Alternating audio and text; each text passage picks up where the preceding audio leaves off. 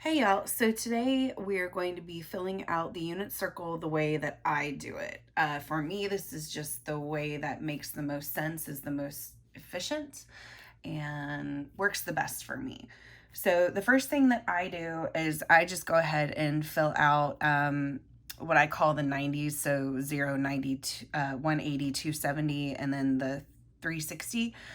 For this unit circle, I did design this. So the only place you're going to find this is the link below, and it has everything. These dotted lines we're going to use for degrees, the solid lines we're going to use for radians, and then of course the XY coordinates are our cosine and sine. And we also have tan, cotan, secant, and cosecant, okay? These are all the things that you'll need to know on your unit circle. All right, so let's start. So degrees first, we have 0 and 0 pi. And then this is going to be 90, 180, 270, and then 360. Okay, now for the radians. So this is pi over 2, pi, 3 pi over 2, and 2 pi. All right, now let's do the points. So we have 1, 0, 0, 1, -1, 0, and 0, -1, and then back up to 1, 0. All right, so next what I'm going to do is just fill in the rest of the degrees, okay? So what I do is I start with the 30/60s, okay? Because then you're just adding 30 each time.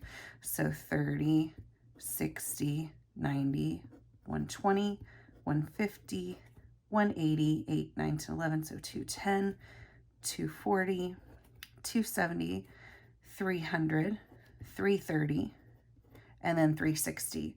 Now I go in and do the 45s. So I know this one is 45.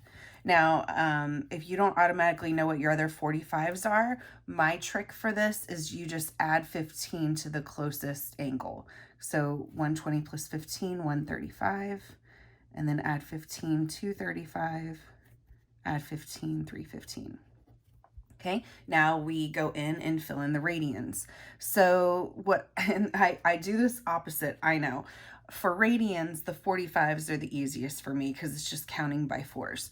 So pi over 4, 2 pi over 4, 3 pi over 4, 4 pi over 4, which reduces to pi, 5 pi over 4, 6 pi over 4, and then 7 pi over 4, 8 pi over 4.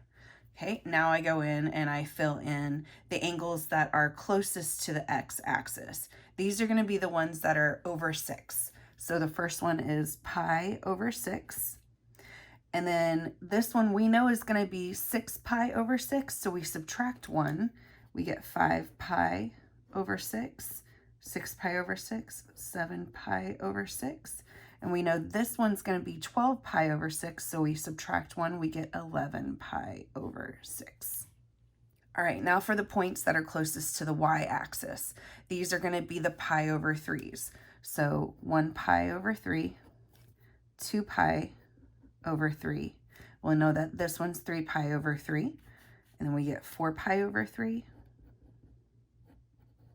And then 5 pi over 3. And then back up to 6 pi over 3, which is 2 pi. All right, so now I will go in and fill in my cosines and sines. So if you remember from our previous video, we know that the cosine and sine for pi over 4, or 45 degrees, is always going to be root 2 over 2. Okay, then we know the other two possibilities for sine and cosine are either going to be root 3 over 2 or 1/2. And how I remember that root 3 comes first for pi over 6 is because the horizontal bar on the root matches the horizontal x-axis. Okay, so I know that root 3 over 2 comes first here, and that will be followed up with 1/2. And then I know 1/2 is going to come first here because the verticalness of the 1 matches the vertical y-axis. The only other option would be root 3 over 2. Okay, so now that we have this quadrant done, it's going to be our baseline for all the other quadrants. Okay, now this is a good time to bring in your acronym, All Students Take Calculus.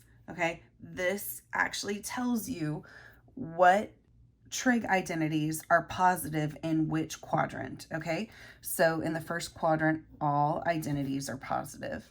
In the second quadrant, only sine is positive. Third quadrant, only tan is positive. Fourth, only cosine is positive. Okay, now remember your reciprocal identities. The reciprocal of sine is going to be cosecant, so sine and cosecant are positive. Reciprocal of tan is cotan, so tan and cotan are positive. And the reciprocal of cosine is secant, so cosine and secant are positive there, okay? So let's not forget when we go back and double check that we need to make sure these are all accurate. Okay, so as I was editing, I realized I want to emphasize one point a little bit further than what I did in my original video. So here it goes. As I'm going through everything and rechecking, you'll see me do something like this. And that's the point that I kind of want to re-emphasize. So these points are all repeating and basically all in pairs, if you think about it, or even in quads because it's 4. So like this point, this point, this one, and this one, they all have the same cosine and sine. They are all root 3 over 2 and 1/2. And it just depends on which quadrant it's in, which is positive, which is negative. Okay. Also with the 45s. So this point, this one, and this one, those are all root 2 over 2, root 2 over 2. And again, it depends on which quadrant it's in, which one is going to be positive and negative. And then these, okay, those cosine and sines are 1/2 root 3 over 2. Okay. And then if you look at this one and this one, those are going to be 0, 1, and again, 0, -1. Or if you look at here and here, that's 1, 0, or -1, 0. Okay, so again, depending on where it is, it's going to be the same cosine and sine, just one's going to be negative, one's going to be positive. So now I go in and I finish out my 45 degrees because it's just root 2 over 2. Easy. So this quadrant, negative root 2 over 2, positive root 2 over 2. This quadrant, they're both negative. And this quadrant, only cosine, or only sine is negative. So, okay. Now our 45s are done. All right, now what I'm going to do is I'm going to go in and do the points closest to the y-axis. So these 4. So I know it's going to be 1/2 root 3 over 2. So negative 1/2 root 3 over 2, negative 1/2 negative root 3 over 2, and positive 1/2 negative root 3 over 2. Okay, now for the points that are closest to the x-axis, they're all going to be root 3 over 2 and 1/2. So here it's negative root 3 over 2, positive 1/2. Here it's negative root 3 over 2, negative 1/2. And here it's positive root 3 over 2, negative 1/2. Now let's look at tan and cotan. So remember, tan is the sine over the cosine, and cotan is cosine over sine. So here tan is 0 over 1, so it's just 0. Cotan is 1 over 0, which is undefined. Okay, then let's go over here because it's going to be the same no matter if it's negative or positive. So tan is 0, cotan undefined. Here, tan is 1 over 0, so undefined. 0 over 1, so 0. And then it's the same down here. Easy enough. Okay, let's look at the tan and cotan of the rest of these. So we have 1/2 divided by root 3 over 2. So that'll just be 1/2 times 2 root 3 because of keep it, change it, flip it. The 2's cancel, so we get 1 over root 3. Rationalize. So we get root 3 over 3. And now from this, since we ended up here, we know that our cotan is just going to be the flip of this. So our cotan is just root 3. So tan is root 3 over 3, and cotan is root 3. Now for this one, we just flip it. Tan is root 3, cotan is root 3 over 3. Right? The tan here and the cotan are just going to be 1, because anytime you have something divided by itself, it's always going to be 1. All right, so now we can use these to fill out the rest of our unit circle. We just have to change the sign from positive to negative depending on the quadrant. So here, tan and cotan are going to be negative. So we have negative root 3, negative root 3 over 3, and then flip it here. Okay, then here, they're both going to be positive because it's the third quadrant. So root 3 over 3, root 3, flip it. And then here they're going to be negative. So negative root 3 over 3. And negative root 3 over 3, negative root 3. Okay, now we just double check. Yep, root 3 over 3.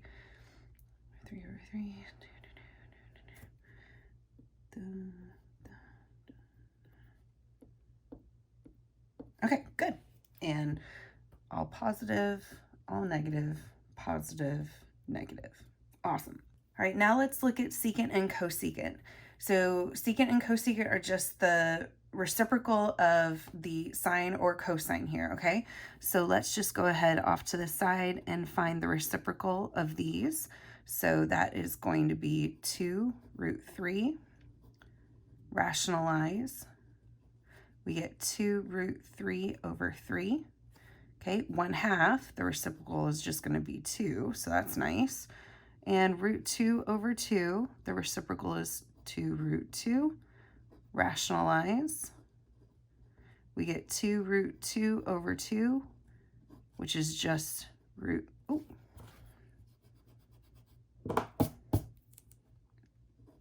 root 2. All right, so let's start filling in our unit circle.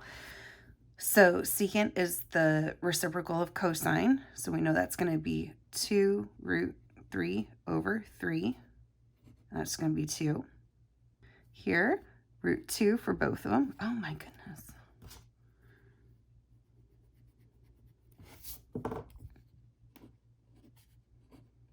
Okay, secant, and then 2 root 3 over 3. Okay, now let's fill out the rest of our quadrants. So this is going to be negative 2, and then 2 root 3 over 3, negative 2 root 3 over 3, positive 2. And then here they're both going to be negative, so negative 2 root 3 over 3, negative 2. And then negative 2 root 3 over 3. And then here only the cosecant is going to be negative, so 2 root 3 over 3. And then here, no, sorry, negative 2 root 3. And then here we have 2 root 3 over 3 and negative 2. So let's double check. All positive, all negative. Only the secant is going to be negative, and only the cosecant is going to be negative. Okay, good. And then here, 2, 3, 2, 2, 3. Okay, awesome. Well, the only thing we have left is to fill in our 45s and then our 90s. So let's do the 45s. Oh, I didn't do the tan and cotan for 45. All right, so here they're both going to be negative, so negative 1, negative 1. Here they will both be positive, and here they will both be negative. Goodness. All right, so now for secant and cosecant. We know they're always going to be root 2. So it's just depending on which one's negative. So negative root 2, positive root 2. Now here they're both negative. And here it's going to be positive root 2 and negative root 2. All right, now let's do secant and cosecant of our 90s.